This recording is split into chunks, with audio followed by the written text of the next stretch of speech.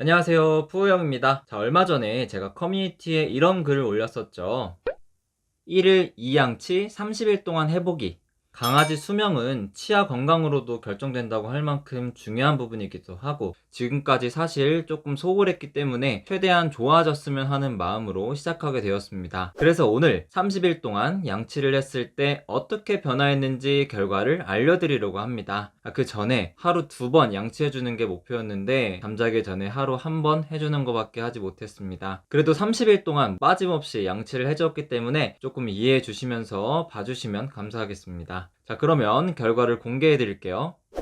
이빨 좀 볼게. 자, 한 달 전 사진과 비교해 볼게요. 여기 보시면 누런 게 치태고 꽤 하얘진 걸 볼 수 있어요. 여기 검은색은 치석인데 약간 연해졌지만 사라지진 않았습니다. 그리고 여기 잇몸에 빨간 염증으로 보이는 치은염은 사라졌어요. 분홍빛 건강한 잇몸이 되었습니다. 반대쪽도 보시면 이와 비슷합니다. 그러니까 양치로는 치태와 치은염에는 효과가 있었지만 치석 제거에는 큰 효과가 없었습니다. 왜 이렇게 결과가 나왔는지는 이빨이 나빠지는 과정을 통해서 알려드릴게요.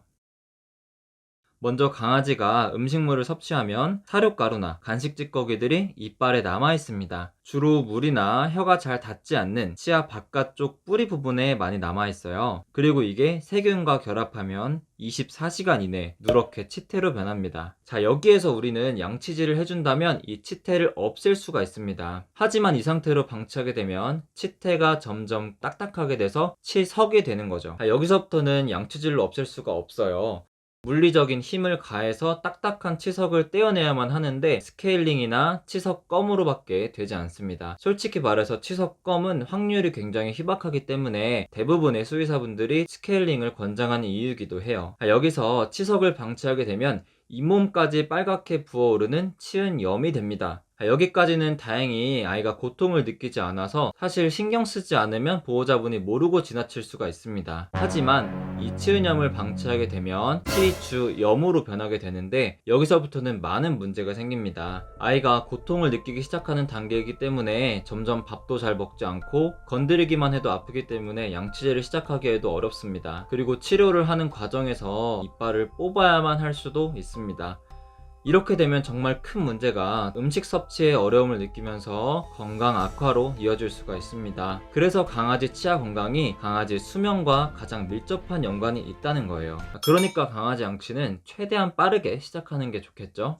자, 이번 한 달 양치 결과가 사실 드라마틱하게 변화가 일어나진 않아서 조금 아쉬운 면은 있지만 그래도 2가지는 얻어갈 수 있었습니다. 첫 번째는 푸우 양치하는 습관이 생겼습니다. 푸우도 저도 처음에는 사실 양치가 어렵고 하기 싫고 귀찮았는데 이 약물고 한 달 동안 꾹 참고 하다 보니 점점 저도 익숙해지고 습관이 되고 푸우도 루틴으로 받아들였는지 점점 적응을 하더라고요. 그래서 이렇게 칫솔 치약이 등장해도 그냥 무덤덤하게 받아들이고 있습니다. 물론 중간중간 이렇게 투정도 부리지만 그래도 점점 줄어드는 걸 느낄 수 있었어요.